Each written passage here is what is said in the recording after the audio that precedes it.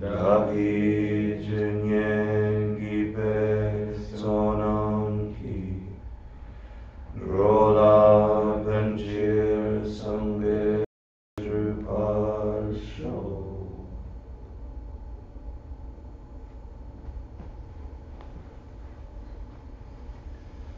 So take a comfortable seated position. We're going to do just a few minutes of meditation to get our minds just in the right order.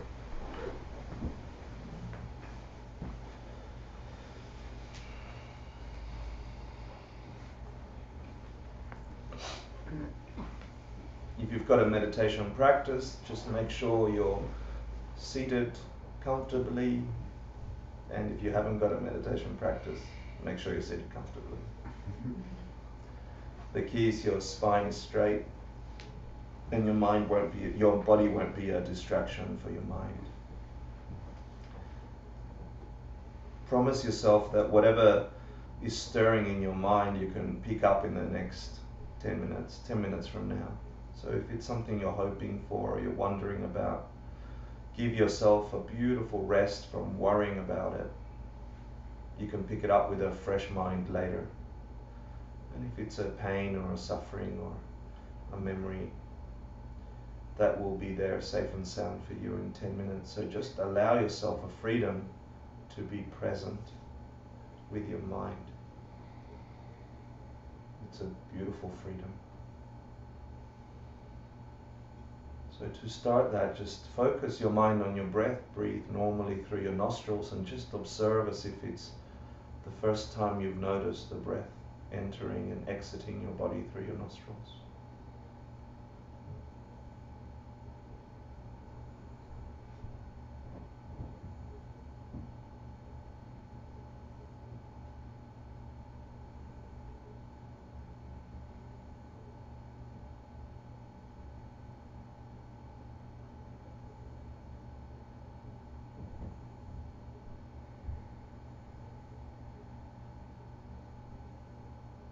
If your mind gets distracted, don't pay too much attention, just gently return it to your breath and ease into that breath, your mind pressing tightly against the breath.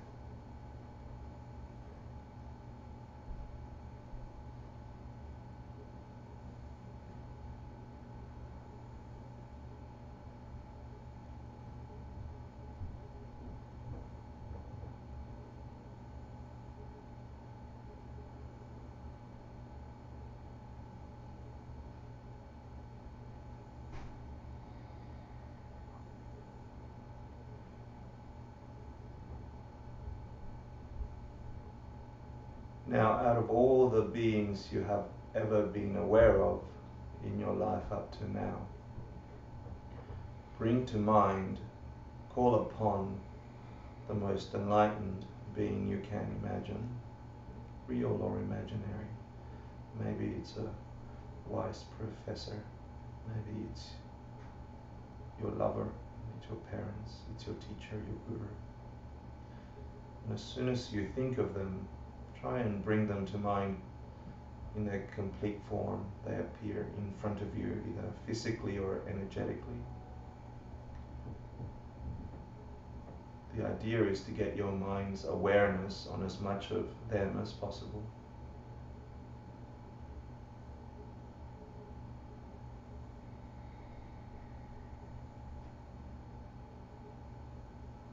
And imagine truly that they are seated in front of you, facing you.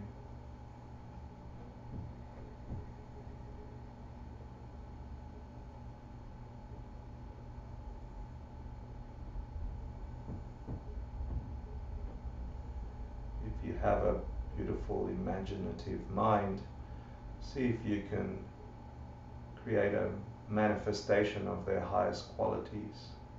If it's love, see if you feel the radiance from their heart. If it's wisdom, see if you develop this essence in them and you feel what that means to be in front of them. Something like that. If they are great bodhisattvas and helping many people in the world, see if you can give them a few extra 100,000 arms.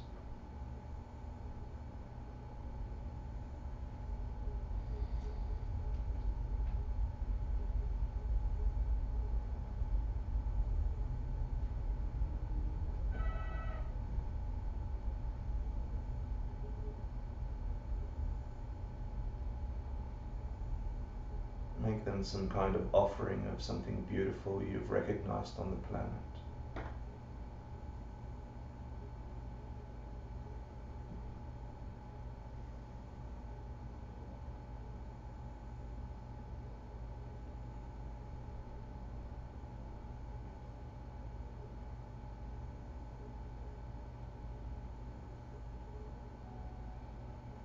Share your mind with them by allowing them to see whatever obstacles you have recently planted in your mind stream.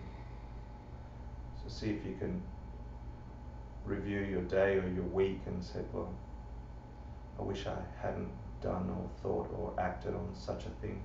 It stops me from reaching freedom.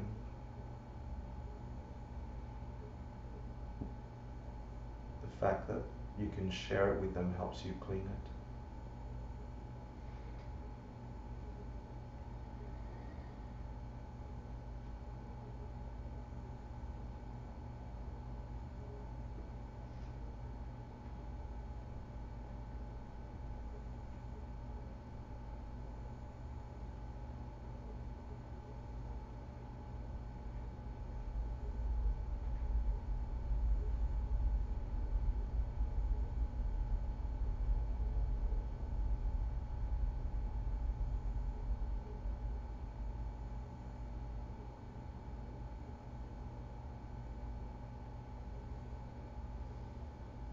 Now do the opposite with some humility. Look at your most beautiful quality, where you shine on this world, where you bring goodness to others. Feel a happiness for having that quality and being able to do something with it.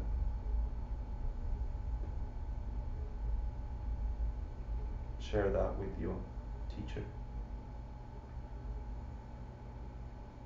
Feel a joy between you two for having that capacity.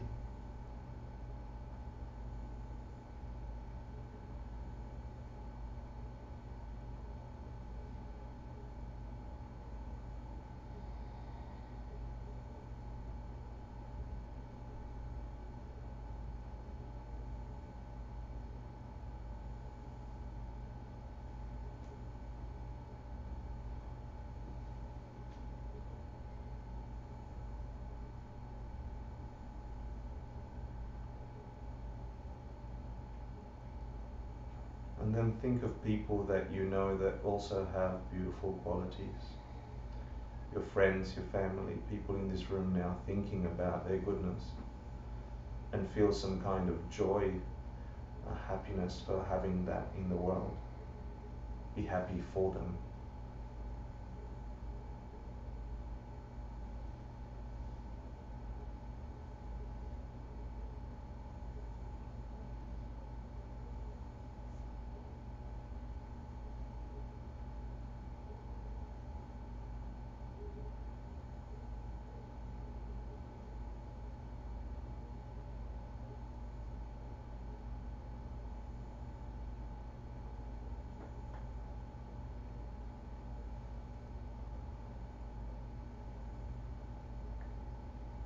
Look at your teacher's eyes and ask them to please always teach you. And to always stay. And as you do, watch them rise and turn to face the same direction you're facing, getting smaller and smaller until they rest at the crown of your head. See if you can feel a warmth there.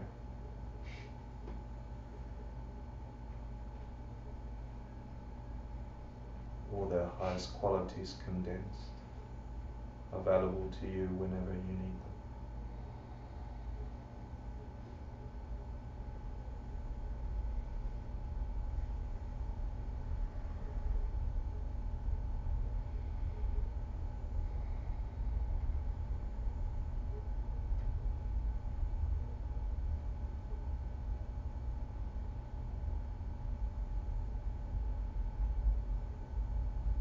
So now ask them to please show you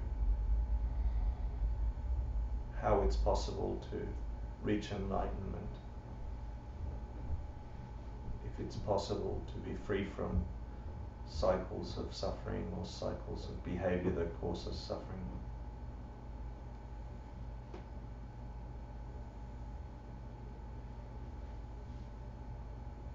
Ask them to show you how it's possible for you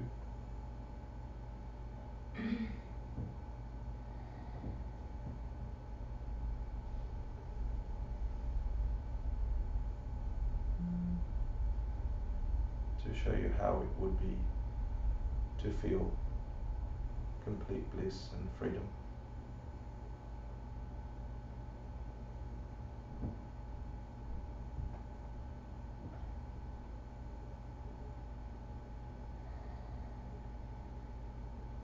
And then ask them to show you how you can bring that freedom to others in your world.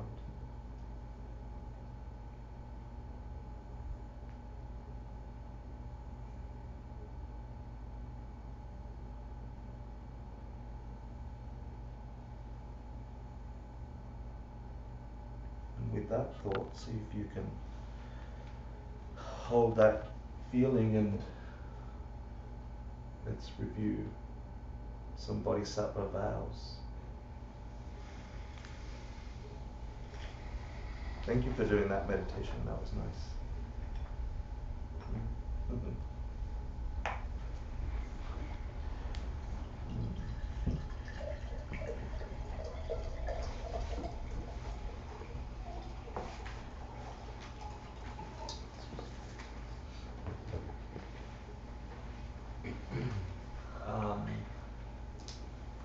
So I see some new faces, and just for those of you who haven't been here before,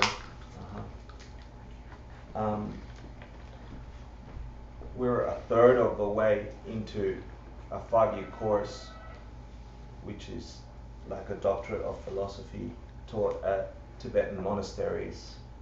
It takes 20-25 years in Tibet, memorizing and practicing, meditating, debating with a group of people. And we get the fast track version because we're Westerners and we're busy people. So we've been fortunate enough to have all this stuff translated into English in the 90s, and we've been teaching it here at this center since then.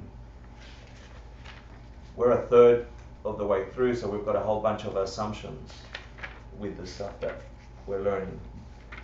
So I hope that you bear with us. We're now at the point where you've understood the nature of this world. You have some kind of renunciation, you feel some kind of fed upness about the nature of cyclical nature and all beings on this planet experience. You want out of that. You have some understanding of how things work, different to the way they appear to work.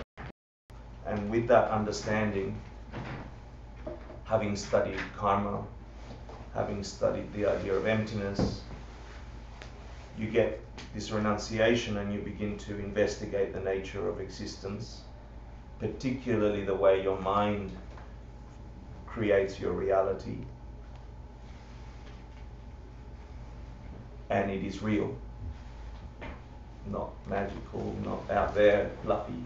It's actually real like this because of something in your mind stream. With that understanding, then we say, what's the fastest way to enlightenment? Buddha, wake upness from this dream that we're living. We think things exist this way. And the fast way is this thing called bodhicitta, the wish to be freed for the sake of all living beings. I'm not the only one in this condition, but I've woken up a little bit and I saw the nature of things. Now how can I think and act in a way that will switch this understanding and help me help every being out of suffering? And so that's the Mahayana track, the Bodhisattva ideal. We've learned a little bit about it. And what we're doing in this course is we're reviewing the kind of vowed morality, the morality that is required for your mind to be forced to perceive magical things and people coming out of suffering in this world. So we're about a third of the way through the vows, a bit more. There's 18 root vows. This vowed morality, I promise that if I could hold dearly this state of mind, I can understand how my world will shift, because the quality of my mind being held with this posture towards every living thing must force me to see this world in a completely different way. So we've studied karma and logic and perception and all this stuff. And so now we're actually going into the nitty-gritty and getting a taste of this vowed morality, this state of mind, this posture that we hold in our minds, and then in our actions of thought and speech and physical actions. So we did the root vows, which is, these are the big essence. This is assuming also that you're keeping some prior morality. And we began the journey through the secondary offenses, they're called, the actions against the 6 perfections. We're going to finish those, and we're going to do the actions against the 3rd morality, for those of you who remember anything that we've studied. If you haven't studied any of this before, just listen with the motivation that what is it in that way of thinking that could really transform the way I experience my world? How different is that to the way I normally behave in my job, in my relationships with my family?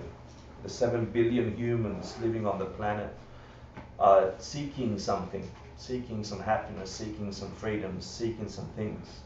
And we're getting things. You know, I'm getting my job, and I'm getting my money, and I'm getting my house, and I hold dearly to these things, and they will bring me happiness.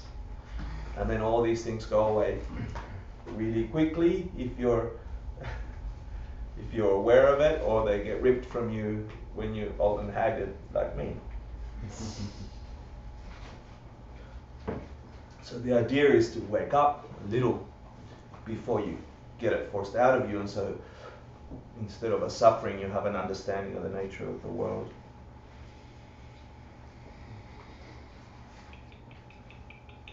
So what if inside these, instead of getting these things, the most precious thing you could get is an understanding of how your mind creates a perfect universe? And vowed morality, the vows we've been talking about and will continue to talk about, are the most precious thing you could ever possess if you have them.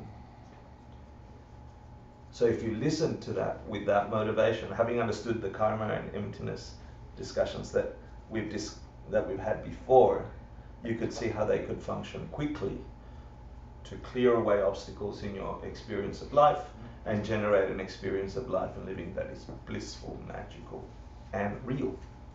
Like real. What we call real. Yeah? In the experience. So quick review. Boom, boom, boom. The first, the 6 perfections, right, which we're giving. I need participation in. Ethics, yeah, morality, so behaving in a certain way. Patience, which translates to not getting angry when you're supposed to, right? When we're expected to, yeah. Joyful effort, which means, what if you just had this buzz of happiness every time you did something good? Like taking too many vitamins and then everything's exciting.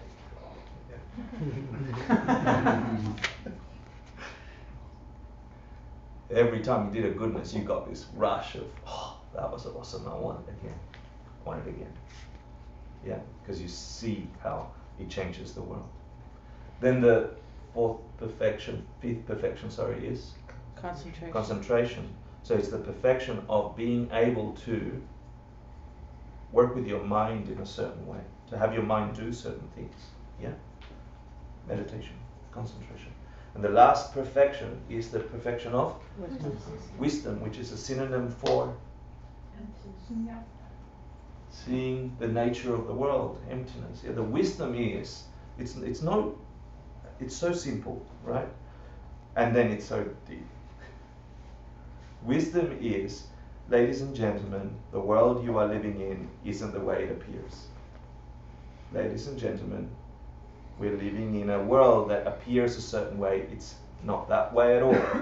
Wisdom is knowing the way it is, not the way it appears. Yeah? The way it appears is deceptive. It isn't the way it appears. The way it is, the ultimate way it is that it has no nature from its own side. But it does function, it does appear, and it does have a nature, and that nature is empty of having any solidity from its own side. Wisdom is knowing that you produce that nature. Now, do you do it willingly? Yeah. Study of emptiness. Yeah. So, the vows are offenses against, or chipping or breaking away at making those perfections magnificent in your mind stream. And we begin with the perfection of giving, this state of mind that is necessary for us to Buddha, to wake up. And if you haven't gotten sick of the world the way it is, at least learn it, knowing that eventually you will. Yeah, or learn the ideas with the idea that somebody in your world, some grumpy old man, some grumpy old woman, some despondent friend, some depressed individual, all the people on pills in America, etc., have gotten sick of it and they don't know how to get out of it. Yeah, so at least listen to it with that kind of motivation. So, quick review. The first, are we there? Yeah. They are stated in the negative, and I've tried where possible to highlight the positive state of mind. Yeah, because we function slightly differently. So they are stated in the negative, meaning this is an offense against the state of mind that brings around, that is generosity or giving, right? And the first one is failing to make offerings to the three jewels. So if you want to do the positive, if you want to make sure you're not breaking this one, just always do offerings. So if you, I don't know if you can see it, make offerings. Is that look highlighted to you? Yeah, okay, I've tried to give it a little shadow. So I'll review these quickly up until where we got to last week, so they're quickly appearing in your mind. Feel free to interrupt and ask questions, and I'll be free to ignore them. Good, just checking if you're paying attention. What it means is making offerings to the three jewels, the Buddha jewel, the Dharma jewel, the Sangha jewel, and this is really with your body, speech and mind, doing prostrations, doing prayers, saying lovely, nice things, and thinking of good qualities at least once every 24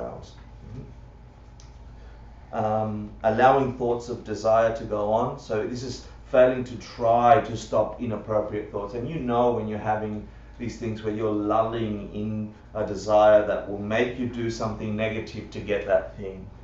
So that's that. Failing to pay respect to one's elders, and here it doesn't mean old people.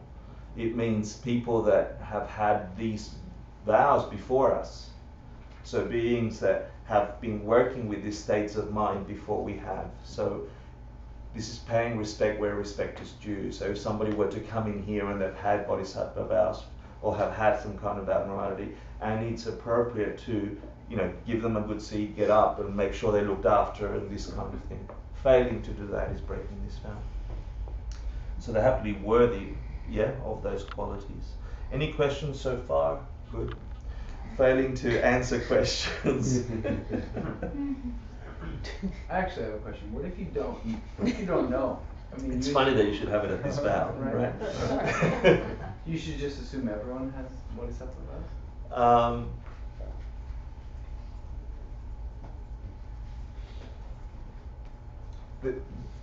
Hector talking, okay? Not the book. You don't know who's a Bodhisattva. Yeah, so nobody really knows. You don't know really what's going on in the minds of people around you. What's the fail-safe way to ensure you don't break this vow? Is to treat everybody as if it is. And we'll come to a vow where that quality of thinking is actually required or would help you so much. It frees you up from having to think, that one is not so good, So if you treat everybody that way, if you are able to develop that quality in your mind where you look upon everybody around you as a disguised bodhisattva, as a magnificent being who is here to transform the world, and you treat them as such, who is going to get the benefit of that thought and action? Hector is, good. Thank you so much.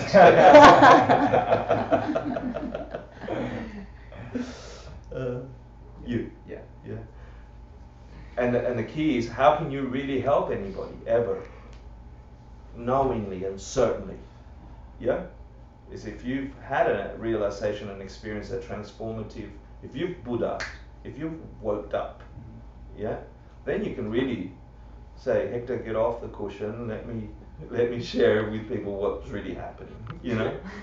And then, and I hope that day comes for all of us, yeah, where we can speak out of profound experience and realization with each other and those that need it, and just know exactly what to say when to turn that mind towards them getting free, yeah, themselves. Thank you. Thank you, David, for not asking the question, because otherwise I would have to break a vow. Yeah. So failing to answer questions is giving an appropriate answer. So you break this one if you avoid doing it out of laziness or anger, and you'll get this laziness or anger coming out for all the secondary vows. And there were 5 rules where we said, not if you're attending a teaching, it would be inappropriate for you to disturb somebody that's teaching, or that, etc., etc. Remember that one? Any questions there? Good. Here we go. Failing to accept an invitation. Yeah. So out of want to spite or hurt or diss someone, etc., or out of laziness. And somebody asked last week, do I have to go to every Facebook event or something? And the answer is no. For all the Bodhisattva vows, the core thing that you are growing, the overall thing that you are growing is what? What's the overarching goal of a Bodhisattva? Wise discernment. Huh? Wise discernment. Wise discernment is a good thing, but I mean, what's the goal of Bodhisattvas? It's to help people, right? So if by going to a place or not going, like, you should be wanting to help everybody, yeah? Now, can you physically, with the limitations we have now, help absolutely everybody that wants our help? No. I can't, yeah, I don't know about you. And so wise discernment becomes important, the capacity to say, well, what will really help everybody? Yeah, what will help the most people? So for example, if I'm preparing for class, or I'm doing something, or I'm studying, or there's a Dharma teaching, and someone says, come and shoot pool with me, you know, which of the 2 should I attend? Yeah? Now, if it's my teacher saying, come and play pool with me, I'll go play pool with him. Yeah? Because I'm learning how to get free from suffering. If it's people just wanting to get drunk and whatever, I've done that, down, bored, you know, it leads to exactly the same thing as everything else. So I'd rather go and do some other activity. So it's not bad to say, no, I'm not going to shoot pool. Yeah, to say that. So discernment about what will benefit all beings, most beings, if you develop certain activities. Also, if you can't go to everything. You've got to work, you've got to rest, you've got to eat. Yeah. But out of laziness, going, you know, I probably should go because it'll be a good experience. I know they would love it. I know I'll make some contribution, but I'd rather sit and watch The Simpsons. Or, yeah, you get the idea, yeah? You get the idea? Failing to accept gold or the like. So somebody comes to you and gives you, you know, stuff, material good or money, yeah? Valuable stuff. And you like, no, sorry, I'm not interested in nothing. Just with the quality to spite them. Then you break this vow, or pride, you know, I don't need your stuff. I'm like, yeah, you to benefit other beings, you recognize that the person making an offering is doing something genuinely and for a reason, and so you must accept it. Yeah. If you have any kind, if you see that you might get attached to it, if you get some pride out of it, then you must reject it. You might say, oh, thank you very much. Or you do what, when I first saw my teachers do this, they quickly gave away everything that anybody ever gave them. That you touched their hand and then they gave it to someone else, and I'd be like, I just gave you that. You know, like, why she got it? I was so offended. Yeah. And so our job as bodhisattvas in training, is to generate a habitual, instinctual state of mind that brings the world to waking up. Yeah? And how do you do that? these vows begin to habituate that process. Yeah. So if you see somebody genuinely wanting to connect with you in a nice way and want to give you stuff, you got to do it. You got to say, of course. Yeah. The same with the invitation, of course. Yeah. But then you've got to use discernment and go, am I going to drive myself crazy, collecting all the things that people give me? You know, share and give them away. That's even better. Mm-hmm. Next, failing to give dharma to those who wish it out of want to hurt. This was different. This similar to the second root vow. Do you remember that? Not giving. Remember the second root vow? Anybody? Anybody? No. Okay. The motivation. Remember, you were not giving teachings on the second vow, not giving material assistance or dharma. Remember that? Yeah. That one was because you were attached to your knowledge. You didn't want to share it. You were competing with everybody else. This is the same flavor, but the motivation is different. This is out of the hope to spite them or to hurt them, or you have laziness. So it's the same quality. It must be an important thing if it comes up a couple of times in the Bodhisattva vows. So they're the ones in relation to giving.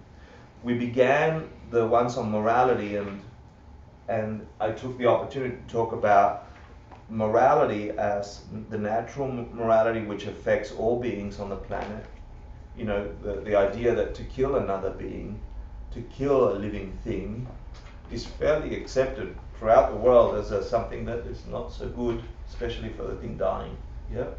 So that's like a natural morality: killing, stealing, sexual misconduct, lying, etc. So they're the 10 non-virtues. We have them in the Bible. It's all over the human traditions on this planet. They're called natural. And then there's prescribed morality that fall into 2 categories. One is to maintain the good opinion of this path and this practice, so people can step in and go, oh, that's different, that's working nicely over there. I can develop some kind of faith or hope that this path can lead me out of suffering. And then there's restrictive activities that the Buddha prescribed in order to keep people from being busy and distracted and silly, and to actually begin a practice where they can connect with their minds. And so it's things like don't keep possessions. So for a monk, the classical example here is you're not allowed to keep cloth for more than 10 days. That falls into that prescribed restrictive activity, because it's just, you should keep it for just enough time to make yourself a robe, and then you shouldn't own it, give it away. Yeah, that'll come up later.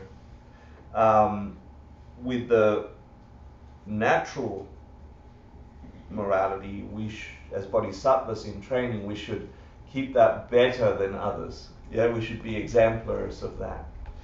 And with the restrictive activities, that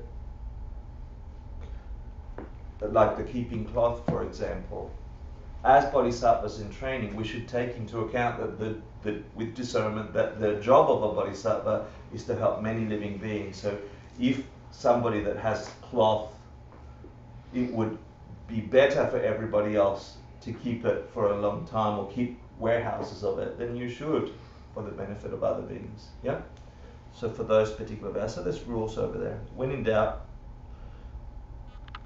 revert to what you feel is most important for all sentient beings here. Yeah. So then the next vow, we got up to this, right? We did up to 12 last week, is that right? Yes. Yeah? Okay. So rejecting a person with solid morality here refers to a person who's committed any of the 5 misdeeds or has broken a root vow. And the point here, and this is actually a beautiful practice, imagine training yourself in the state of mind where people that you see have struggled with the way they interact with the world, have created some karmas in their mind that will cause them suffering. They're actually steeped in the suffering. To reject them would be the worst thing as a person who's vowed to look after every living being. You want to be able to interact with anybody, particularly those who are struggling to keep a path that will lead them out of suffering. Yeah? So I don't know, every time I see this vow, I think of Jesus going to hang out with Mary Magdalene, and I think of I think of people in the world that are not sure how to get happy and are trying all sorts of crazy things. And I like stepping into that world and hanging out. That's why I live in Bushwick with a bunch of crazies. Yeah. See, it worked. Yeah. Failing to follow the rules. Hector, can Yeah. I say something? Don't you think also that some of these rules, I mean, considering the time, distance, and the area of the world at that time, and how people traveled back and forth on trade routes, that there was a particular reason for, avoiding people that, do these things, so. Yeah, but the I mean, vow as a body, as a non-bodhisattva, Right. as a Hinayana practitioner, Right. absolutely, you should keep to yourself and do your Right. practice. But as a bodhisattva, Right, you should step into, to the best of your capacity, using your discernment, to the edges of suffering in this well, I world. mean, I agree with you, but I think that, some, things are like time sensitive, that because they were written at a particular time, when certain things were going on Yeah. in those countries that, that may have been in consideration for, like, rejecting, people with sully. So this But is, that's what he's saying, the vow is. the vow is rejecting. not to reject them. Oh, The okay. vow is not to reject Oh, it. You okay. break the vow if you Oh. reject them. Oh, okay, I see, Yeah. I'm sorry. But you bring an interesting point, because when I first heard these bodhisattva vows, actually all the vows, I had this thinking that, that was then, we're so much more sophisticated now, we know better. I did, I really thought that, and we tend to have that thinking that somehow in the modern era, modern means better than then, right? In our minds.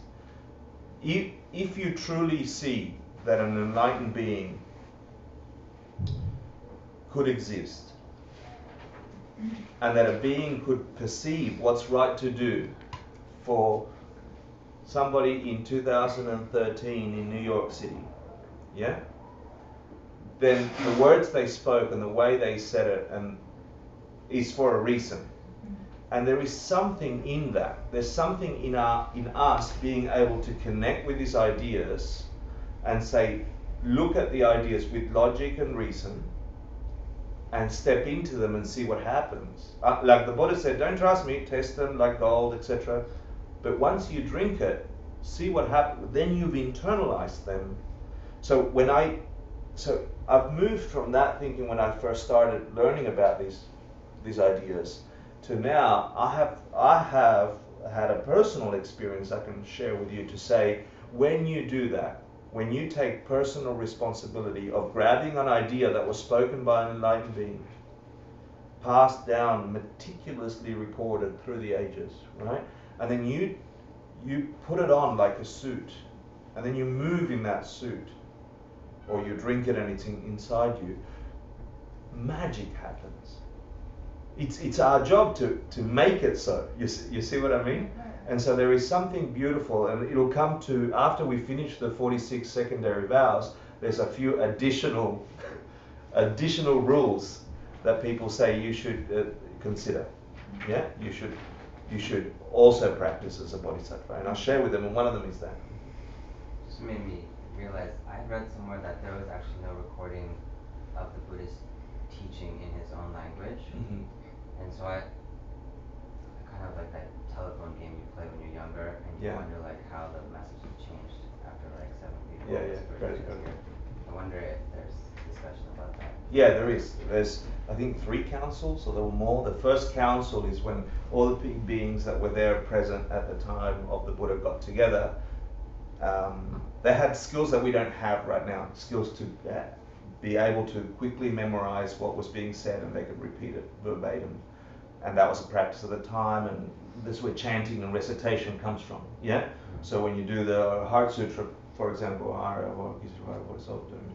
it's just to ensure that you are saying what you heard. When the first council got together, they wrote the sutras with that in mind. Yeah, so did you hear what I heard? Did you hear what I heard? I heard this, da, da, da, da. And that's why they all begin, once I heard. Meaning once, only once, did I hear this, and this is what I recall. And they had like photographic memory according to the time. And then other people in the first council verified there was a second council, third council. I think it was up to 5 councils. I'm not quite sure. I'm not a student of the history of Buddhist thing. I'm a student of the practice of these things. But I've had the same question. I'm like, hold on, nobody recorded it, at the time. But they've had the practice. That's why the oral tradition is important. They've had the practice of memorizing and passing on the oral transmission. And then at some point, it got written down as the sutras. But they were long practiced and memorized and chanted together in groups of beings, in sanghas, all chanting exactly the same thing, all chanting the same thing. Yeah. So it's funny, we had that discussion today, that yesterday, about the Bible and like who wrote the Bible. There's all many changes, etc. And in the Tibetan tradition, when they got the Indian sutras and the commentaries on them, they invented a language to be able to capture the essence of what was available at the time in India. And then meticulously, they wrote commentaries on the original text which were left untouched. And so commentaries explain that word or that sentence and etc. So I've developed a great respect for the way these things have been meticulously kept. And then when you add, after the commentaries on the sutras, you then add the verbal transmissions that come from teacher to student, that is traceable. Then that respect for me just escalates the knowledge in that, in these teachings. Yeah. So, for example, when you read the Diamond Cutter Sutra, you'll see in the language of India, this is the Dorje Charika. Yeah, and in the language of Tibet, it's the Vajracharika. Sorry, Vajracharika and Dorje Chupa. Yeah, so they'll actually say in Sanskrit, in Tibetan, just to make sure nobody's added anything. Yeah, so I hope that helps clear that. Which is a good point, because we have to investigate this, right? And if you don't have that as a foundation, or what if that rule was just for the time? That means I can get rid of it. You then have to investigate, well, is it possible to have omniscience? Is it possible for a being do you believe that a being can see all things and all time? I mean, no, I totally agree with, not rejecting people, because we're all the same, so, and everybody has, there are things that they just don't talk about, that, I was that person once too. Yeah, That you didn't know me. No, I didn't think you didn't, but I like the opportunity to be able to share that perspective. But it was just also, sometimes some things, seem to be like sort of, like a time sensitive, like hanging on to cloth and, that sort of, thing, because it was difficult to make the hand wove, like why would you hoard something that somebody else might need it, or, It could be interpreted that way. It could also be interpreted as stop hoarding laptops on iPhones. But the essence, the interpretation and application becomes our job, is what I'm saying. Failing to follow the rules, the 10 non-virtues for non-monastics, or the monastic rules, which leads another person to develop faith. So this is called protecting others' faith, and this is the classic example is if you're in a Hinayana country, and you know that you should observe the Vinaya or the code of the monastics perfectly there because they keep it there. This is one of the rules that you have to keep above and beyond, so it keeps people's understanding that this tradition is like this tradition, etc. The point here is to say that if the path works, do your darnest to make sure everybody that's connecting with the path from their perspective or their worldview can really use the path. Yeah? As a bodhisattva, that's a state of mind we should be developing. Performing deeds which are it's funny because it connects to number 9, which are of lesser benefit to all living beings. So remember I told you about the natural moralities and the prescribed moralities, like the cloth, etc. This is where, if it's appropriate, you should break one of those time, what you're calling time-sensitive rules, etc. Those of the abandonment group for monastics, like keeping cloth. If it's going to serve the benefit of other beings, then you should go ahead, and if you are going to sit there and go, no, I'm only keeping this cloth for 10 days and then I'm throwing it in the Ganges, and over there's a whole bunch of naked people needing clothes, you break your Bodhisattva ideal if you do that, if you keep this rule for being a stern rulist. Yeah, does that make sense? Yeah. Cool. I'm a little confused on that one. Sure. Would someone else like to paraphrase me, and therefore I can check our understanding? Is this the one where you have to know when it's appropriate to break the rules, Correct, basically? yeah. You have to know, so some of the rules are very detailed, and, The ones in the abandonment group, or the prescribed ones, yeah? and you have to know that sometimes it's not appropriate to break that rule, because it would help more people to break it. So for example, if I'm a Hinayanist, meaning most Southeast Asia is a Hinayana practitioner, and I follow what's called the Vinaya, the rules of conduct, to the letter, and they're perfect at it, and it will lead them out of suffering. But it's focused on keeping that perfectly. That's different to a Mahayana practitioner who's practicing for the sake of all living beings, not just to get me out of samsara to reach nirvana, but for the sake of all living beings. I'm going to do whatever it takes to free everybody. Yeah? So if you're practicing in that track, which is the Bodhisattva ideal, then there are some rules, like keeping cloth for 10 days, that you should break if it will help many other beings. If you fail to break it, if there's a whole bunch of cold, freezing people, and you have access to cloth, you should keep cloth because you know winter's coming, and you're going to give it to those. So you would break a Hinayana rule, yeah, but it's worth breaking because these people need it. You're a Bodhisattva. Does that make sense? Yes. Woo. Then the dangerous one, was that the, yeah, fire? Cool. What are we? 11.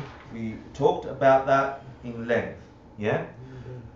Do you remember what a Nyemen was? Nyemen? An exception? Cool, excellent. Go, you're Tibetan, yeah? For all these, there were exceptions, right? Oh, not this, not if you're sick, not if you're asleep, no, you know, etc., etc., etc. There are all these exceptions, and we spent some time around that. For us, this almost, unless you're something special, this almost doesn't apply to us as a vow, because this is failing to break a serious rule, yeah, out of compassion, which is the 7, which is the top 7 out of the 10 moralities: killing, stealing, sexual misconduct, yeah? If the time comes when you, as a bodhisattva who has been a bodhisattva for trillions of years, who have high realizations, who can maneuver somebody's consciousness at the time of death and be able to transport them, if you're that kind of being, this applies to you, yeah? If you're not this kind of being, just look at it as something that one day you'll have the power to use.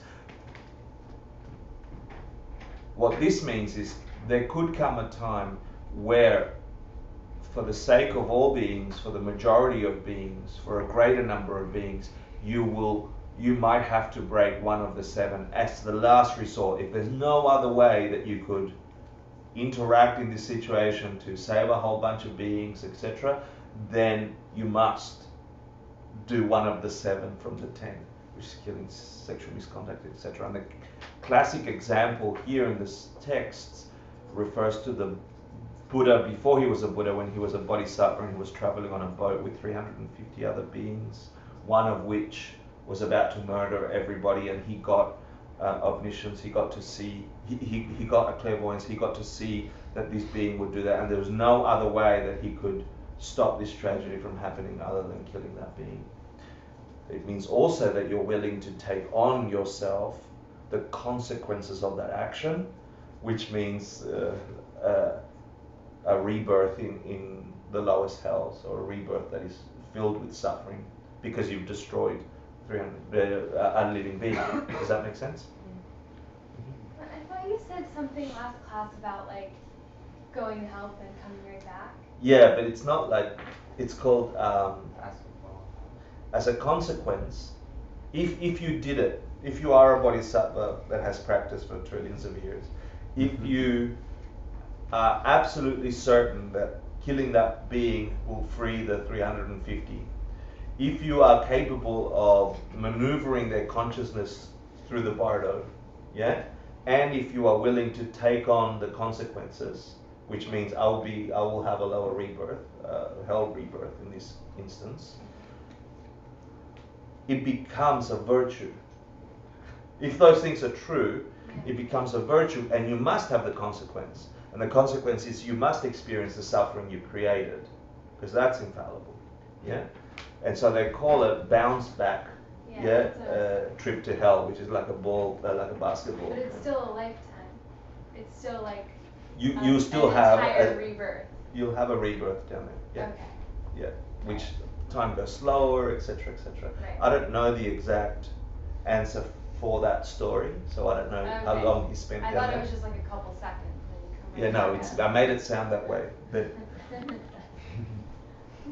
a couple of seconds down, I don't want to say down there, but a couple of seconds of your mind experiencing the tortures of an existence that is other than human or lesser than human. They say time goes slower, yeah, so it would be a long time. The bottom line here is it's got to be, as the very last resort, and only if you know that you are an extraordinary bodhisattva, that this is the only way you could possibly help all living beings. In other words, I don't even consider that. I'm like, I don't even ever want to think that I would have to do that. Yeah. I'm sure if I ever have to, then I would know when I would have to. Yeah, how's that? Taking up wrong livelihood. So we talked about work that was relating to pretending, flattery, hinting, forcing, baiting, any activity which is harmful to another person. So for example, I'll give you a little gift with the hope that you'll get me a big gift. Yeah? Or I really like your watch, Teddy. It's such a nice watch, you know.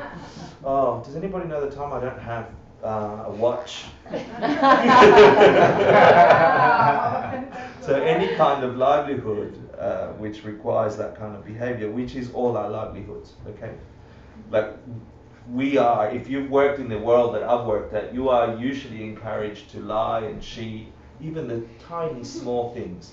And the thing that destroys our capacity to be free from the cycles of suffering more than anything else is an ignorance, not knowing that it's these tiny instances where we think it's okay to do that, it's okay to do that. And if you collect all the tiny instances of the little white lie where I'm deceitful or etc. towards other beings, and all the times that I've had this year and last year and the year before and this entire life collecting mistrust between people, because I know I've lied to you a little bit, and I know I've said, oh, that's lovely hair, and I thought, oh, crazy bitch, you know.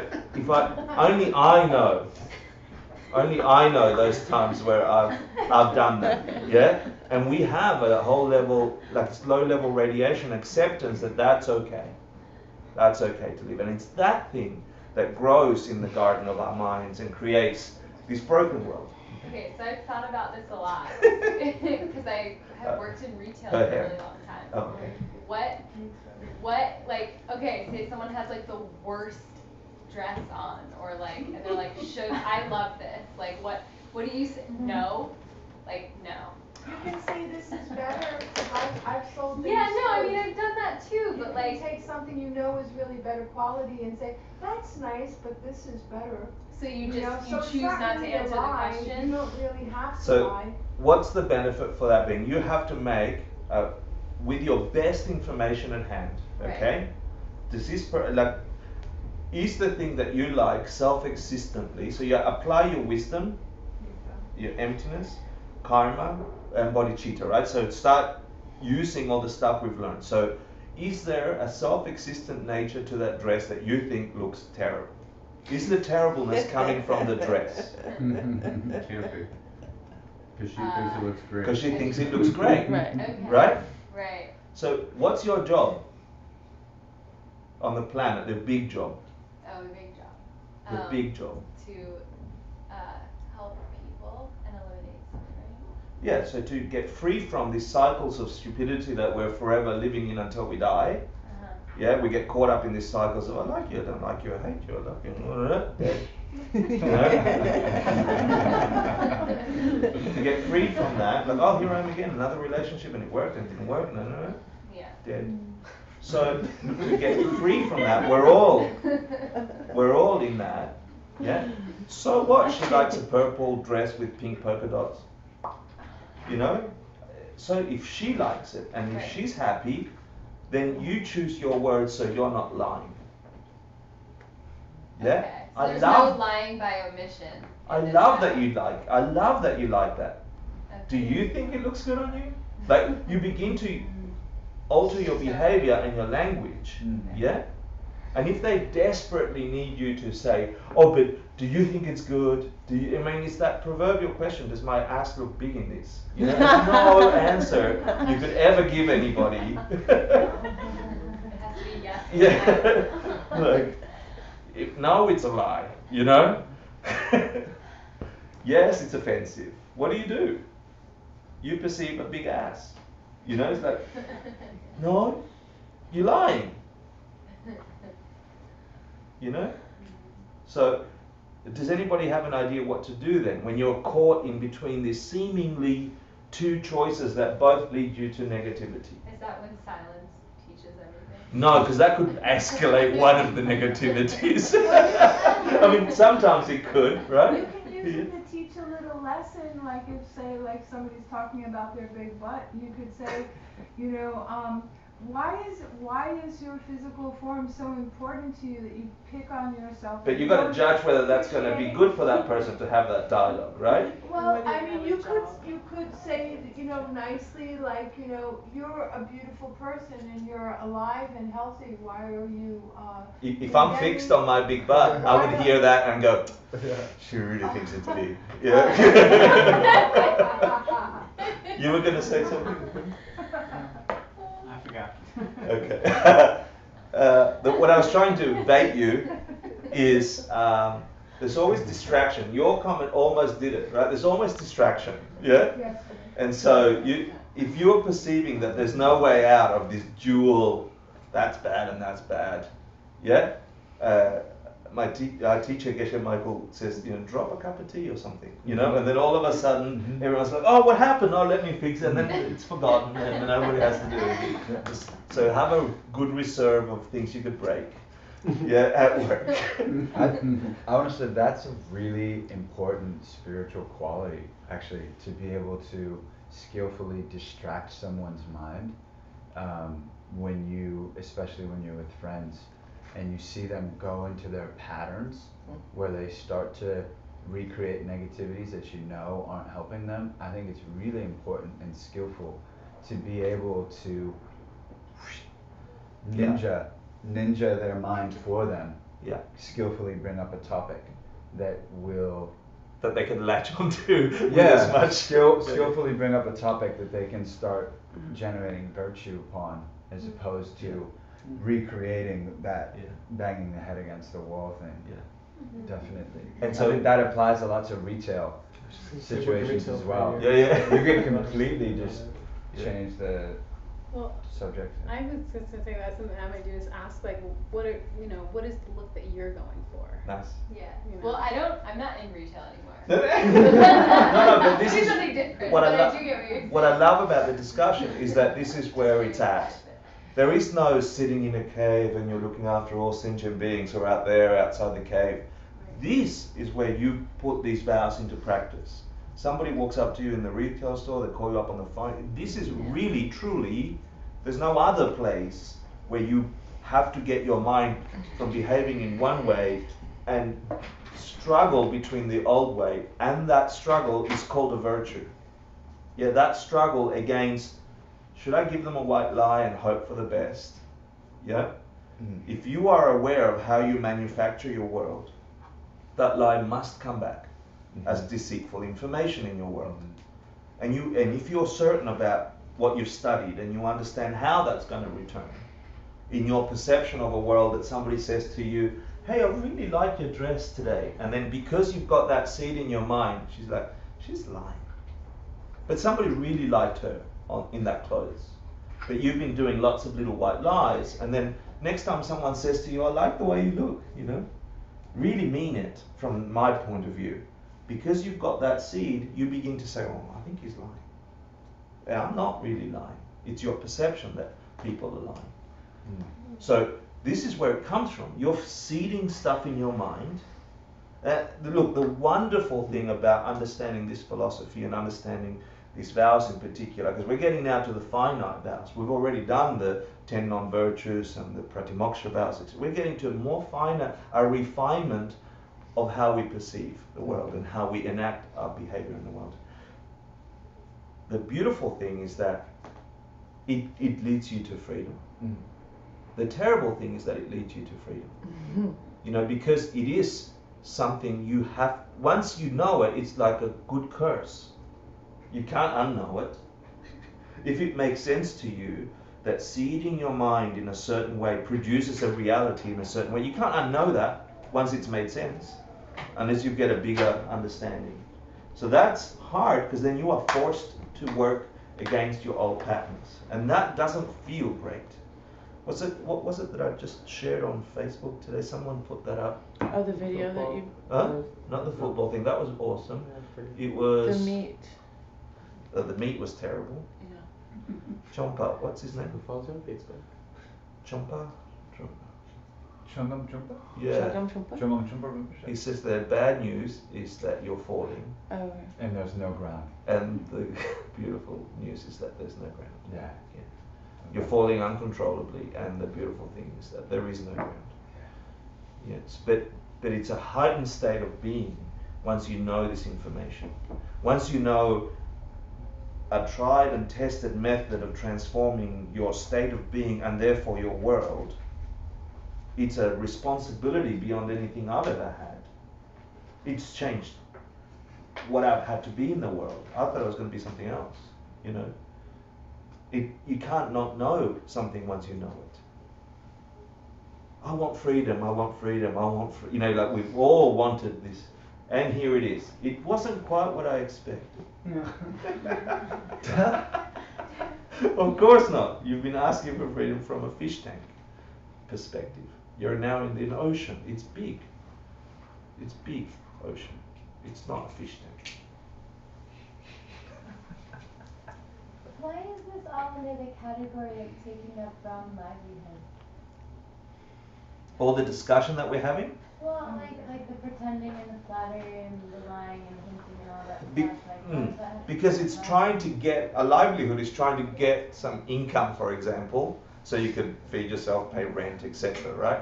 So trying to get things by flattery is like a way of pretending, you know, like a way of getting a job, of saying, if I do this, you're going to give me money and I can pay rent.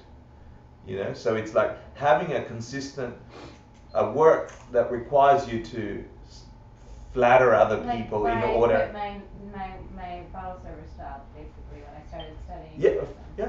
Yeah.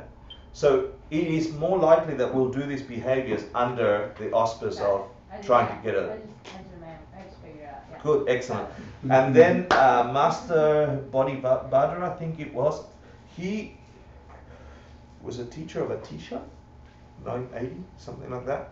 I hadn't heard about him until I remember to study the vows. So Bodhisattva, yeah. He said, in addition to those, trading in alcohol, trading in weapons, trading in animals, anything, digging up the ground without awareness, anything that harms other living beings, and you're taking cash for that, that's wrong livelihood. Once you've committed yourself, once you've taken a vow, once you've made a promise that your life is now going to be devoted for the benefit of all beings. Well, this is also one of the Four Noble Truths in the Eightfold Path, right? Livelihood. Yeah. You know. Correct. Yeah. It's now a vow. Right. Yeah. Like I vow to. And we talked about at the beginning of class why a vow escalates and heightens this karma that you might be doing if you follow the Eightfold Path. forgetting yourself and acting wild. Yeah? Where are we? 13. Let me share a little bit about that. Hector's birthday party. Acting wild. I'm going to get up to 16 and then we'll take a quick break. Okay? Oh my god. So, it really comes down to wasting time. That our precious human mind, like you can't focus your mind all day, full focus. I can't, yeah? There's short times of clarity and focus. And you've had moments in your life where you're like, I see the world like I've never seen it before. That kind of clarity and sharpness is a developed skill. But in general, as this entity that we've become, we have a short time where that mind is capable to do that. Yeah? At the beginning of our life, we tend to be like, oh, candy. Yeah? At the end of our life, we tend to be, oh, toilet. Yeah? And in the middle, we have this clarity and capacity to do stuff with our body and our mind, and we're sharp and we create ideas and whatever. But out of all the things you could possibly do, you know, what's going to benefit most beings is the key here. So out of all the activity you do, being silly for the sake of silly, wasting time, and if I do any of them, I come so close to this one. Yeah? And it's not just because Buddha said, it's not just because someone said. It's about what happens in your mind when you habituate stupidness. What happens in your mind when you're mindlessly staring at TV all the time? What happens to your mind if you habituate 10 years of party? You know, I've got some great friends, love them dearly, they're in their 50s, they've not stopped partying. And they've tried every drug and they're now a little bit of a mess. Physically and mentally. You know, like you can't escape the results of what you do with your consciousness and your body, your heart. So this is about that. What I wanted to, so it's useless silliness really. I want to tell you some of the exceptions. Yeah, which I liked a lot because I kept thinking of Sam Maglia. No, joking. You just can't control yourself. Like you tried, but you can't. Like you have to be silly. And I thought that was a beautiful. From Jade Tsongkhapa goes, well, you know, one of the exceptions is if, and you've had this. I actually had this mostly today. I had so much energy today that I couldn't stop being stupid. I would say stupid. I would hear myself going, and then I'd giggle and I'd say something more stupid. It was like this. But like I couldn't shut up this morning, right? We're walking. I'm like. I'm like, and it was like, you can't stop yourself because there's this energy emerging, right? But if you're aware of it and you're strong, it's okay, you didn't break this vow, okay? But you know those moments, you know what I'm doing. I wanted to share that one. Struggling to control yourself, but you can't. This is lovely as well. It relates to what you were saying, what we're talking about in the retail situation. To stop another person's grief. To see that something heavy is going down and then it's appropriate for you to be silly. Yeah? Or live in Bushwick. To create a better environment. So if you're in a place where everybody's acting a little restricted and weird and you want to spark some energy in there, you should act silly is what they're saying, what Tsongkhapa's saying. You should act silly and frivolous and wake them up. With that state of mind, it's not breaking this vow. Yeah? To attract somebody to a path. So if you have to be silly and do really funny jokes to get people to come and listen to your jokes, yeah?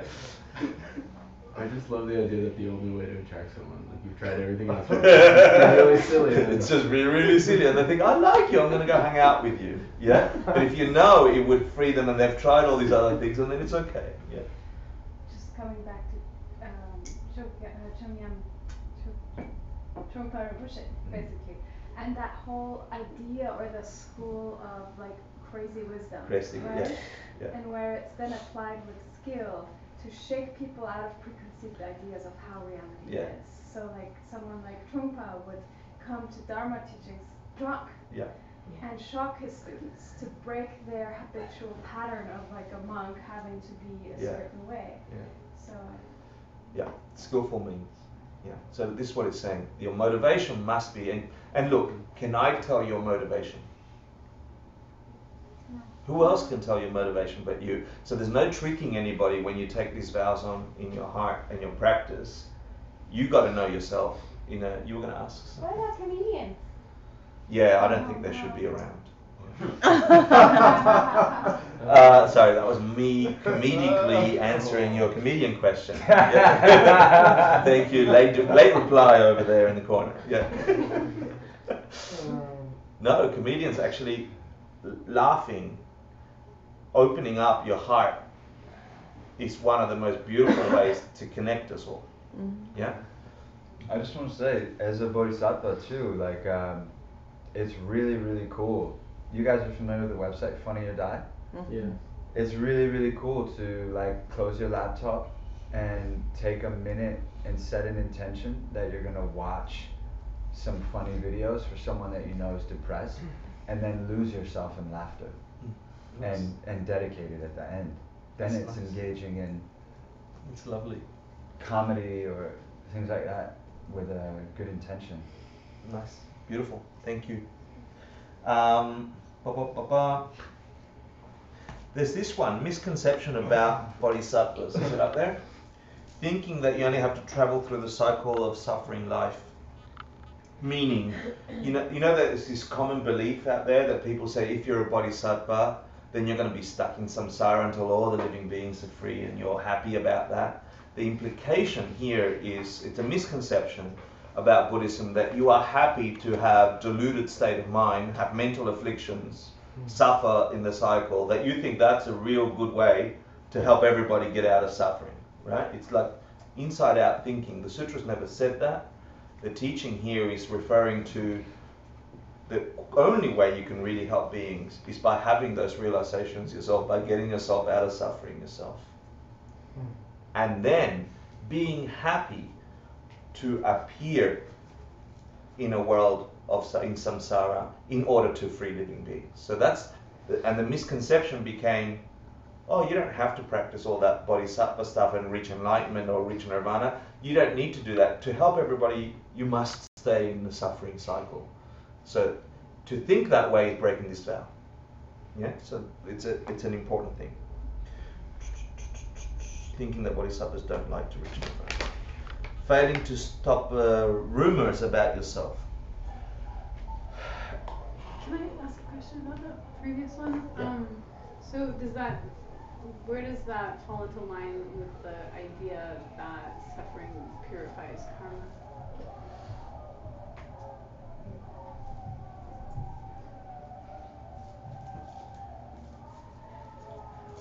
Is suffering the only way to purify karma?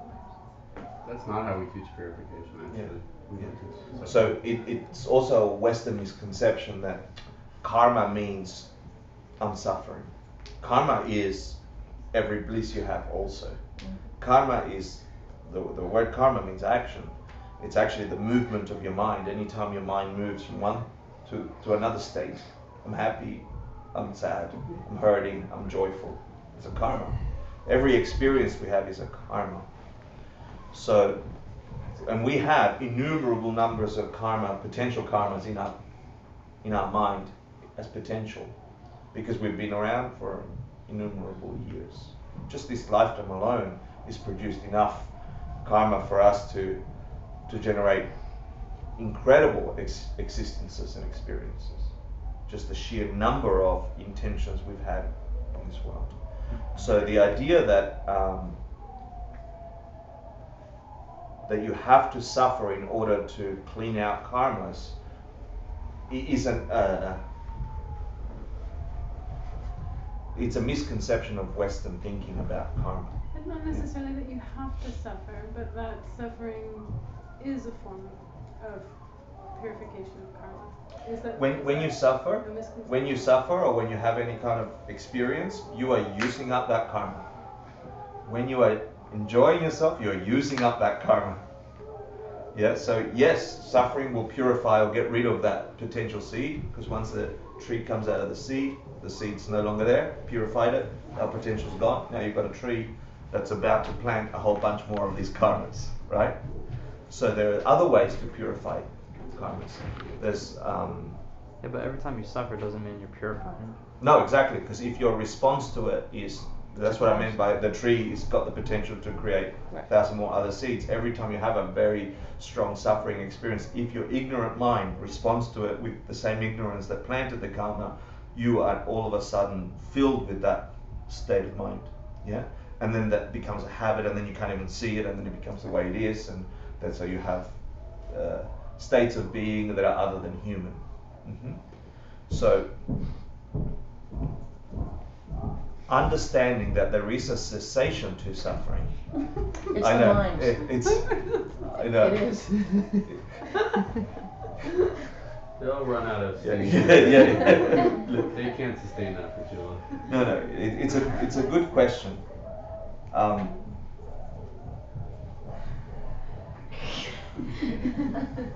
They're purifying. The point of this vow here is to say the only way to help other people is really to get free from samsara. Then you really know. Yeah? Will you go through some sufferings on your journey? Absolutely. Yeah? Will that purify those karmas? Yeah. So it doesn't negate that idea that you mentioned. But what it's saying at the essence is, if you are developing the state of mind that the only way for me to help all these living beings is to stay with them and not get myself free, that would be breaking one of your commitments to free yourself from suffering and to help every living being. That's the point of this. Does that help? Okay. Also, if you're going through suffering and you think, well, I'm using this up so I can act any way I want, you could also be causing future suffering too. How do you mean? Like you were saying before, the tree and... Oh, right. Yeah, it just reproduces more. If you don't have wisdom while suffering is coming up, your chances are you're replanting more of that same suffering. I got failing to put a stop about rumors of yourself. This is, in essence, when you see that somebody is creating a state of mind that creates a doubt about the validity of the purity in which you're acting in the world, you must go and clear up your rumors. Yeah? So it's not about confrontation, it's not about anything but when you suspect that other beings who are talking about you, whether you did it or didn't do it, are spreading rumors that are undermining the purity and validity of your actions in the world, then you must go and do it. If you don't do it, you're breaking this vow. Yeah? So, for example, our teacher put out that notice, Geshe Michael Roach, where people had a whole bunch of rumors, and he put out a perspective, and I could see this vow coming into play for him. Yeah, I think failing to correct someone when it must be done in a negative way. So if you know that somebody is doing something that is harming themselves, they've got a pattern and they're a friend or something, yeah, a family member, a colleague, you observe somebody doing something that's negative, and you've tried all the other ways, and at some point you have to say, what the hell are you doing? Yeah? And if you fail to do that, because you know that's the only way that we would wake them up, because you've been kind and you've tried this, and they just keep getting themselves in trouble. And if you understand the trouble they're getting themselves in, and you're a Bodhisattva, and you want to stop them from experiencing the results of that trouble, and you've tried all the nice things, at some point you have to say something. And if you fail to say something because you want to keep them as good, nice friends, and them have a nice opinion of yourself, you've broken this vow. Does that make sense? Mm-hmm. So you have to develop a state of mind that has the discernment that says, at some point, I don't have to be Mr. Nice Guy. Being a Bodhisattva doesn't mean that I have to be pleasant all the time. My role is to wake this world up and get us out of suffering. And if I have to do that by shaking you, I'm going to do it because I love you. Dangerous ground. Yeah? Let's have a 7-minute break and we'll be back to begin the class 8. Who is the picture of the guy with the glasses on the morality. Oh, on the morality? I don't know. It's a monk.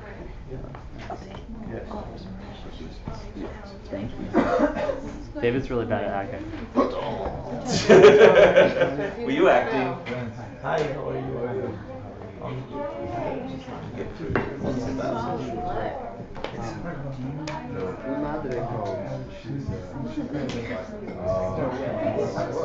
That's the Inspiring people who are same way as